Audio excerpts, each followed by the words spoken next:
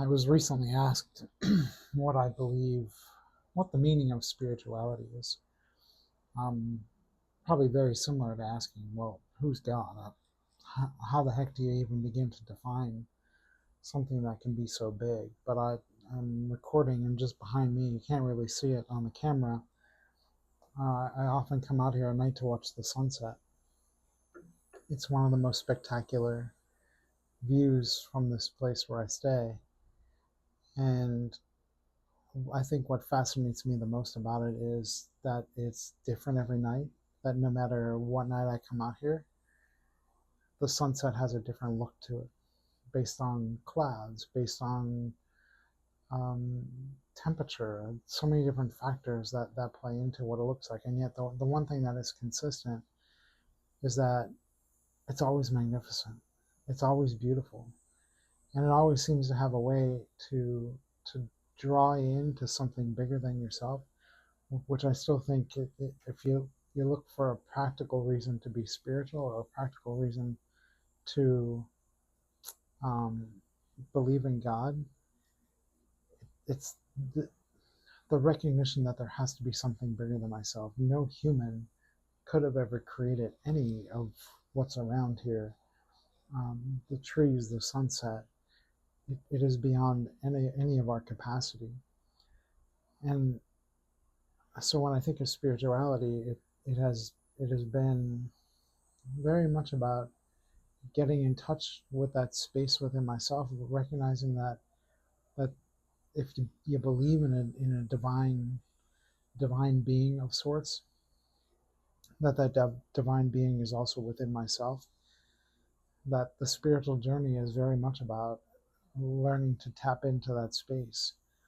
And I don't think that's always easy, which I think is why people often prefer religion over spirituality. Religion's really easy because it's much more of a moral and ethical code.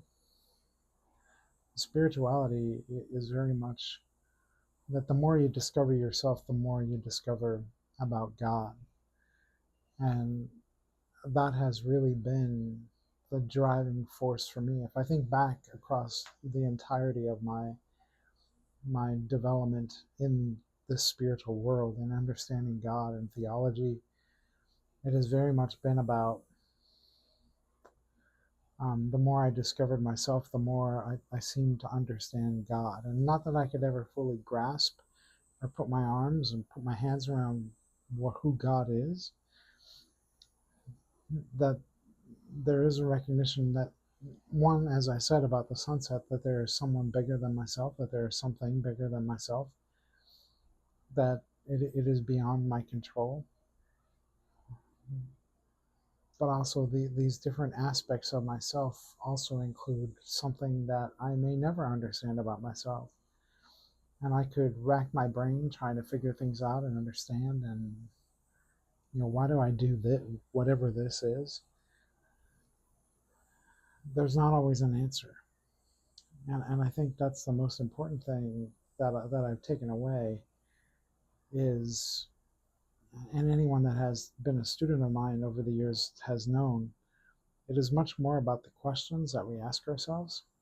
And I'm not even convinced we could ask ourselves the question. I think those questions often have to be posed by people beyond ourselves that can be a little more objective with us. So obviously it has to be the right person, because the questions can sometimes lead to deeper questions, but they still revolve around this something bigger than myself is at play, and I can't always put my arms around it. And that's how I described even my experience after I left ministry. I probably have talked about this before. In that same time, my dad was dying. He'd gone in the hospital like 4 months, 3 months after I left ministry, and he eventually died there a couple months later. And I just thought to myself, there's got to be something bigger at play. I've said that I don't know how many times, that there's got to be something bigger at play, that somehow I had this opportunity to be there in a space in life where had a hard time being there because of work.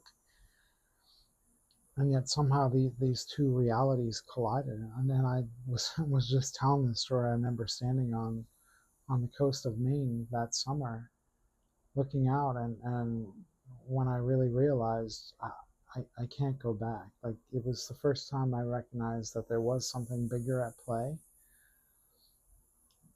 and there was a much greater sense of freedom by not being in that life than when I was.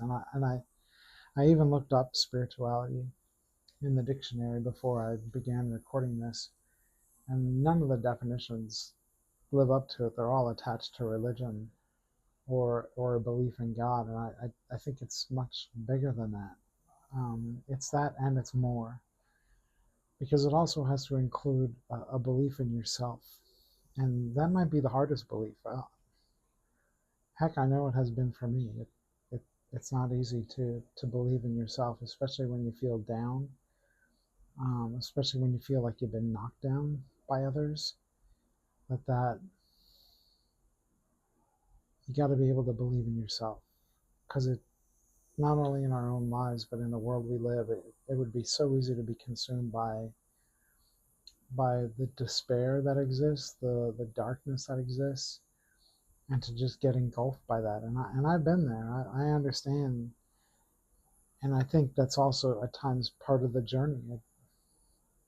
The experience of being lost and not quite sure where you are, I think is a part of it, is a part of that experience.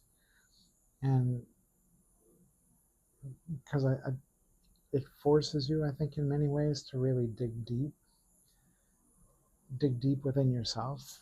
Um, at least for a guy, like the immediate reaction is to, I'm going to figure it out, I'm going to get the answer, but it's not about the answer. It's about the question. And is there a bigger question? Is there a deeper question that I have to ask of myself in that moment? If it's, I'm going to prove someone wrong, I've heard that from myself, I've heard that from clients, or needing to figure it out quick, it needs to happen fast, fast, fast, fast. There's a pretty good chance you're being driven by ego much more than something deeper, than heart, soul, however you want to phrase that. And so the spiritual journey for me, which continues, has been about faith. And I know I've talked about that before. Faith in myself, belief in myself, faith in the unknown, and how do I relate to the unknown. Um, relation to the known is too easy. The relation to what I could see with my eyes is too easy. Heck, we even have difficulty with that when we think about other humans. That the the push in spirituality is really to connect, is to connect to God, connect to self, which eventually leads you to connecting with others. And we could say all we want about social media and all the rest. It just doesn't do it. It doesn't do it in the way that we look for as humans. I could feel that connection much more with the sunset behind me than with opening up my the phone that I am recording this video on, because I'm mindful of the largeness, and in the largeness is everyone. And so if you find yourself separating and excluding and judging and distancing, which there is so much of in our world, it's not of God. It's not of the Spirit. It's not of the heart. Because everything in that spiritual world is about becoming one. That I'm one with myself. I'm one with God. I'm one with nature. I'm one with other people around me. And if I'm not moving towards that sense of oneness, and in this process of becoming, I probably have shortchanged the spiritual journey somewhere along the way. And so a good indicator is simply to stop, meditate in some ways, and reflect on the day. And at the sunset is a great time for me to reflect on the day. Where was I separating? Where was I judging? Where was I disconnecting? Where was I numbing? any of those questions will help you understand. It's revealing something about you. And in that moment, it's also revealing something about God. Yeah, sometimes it is about others, but it is primarily about us in that moment on our own spiritual journey. And so just be aware of where that separation has taken place.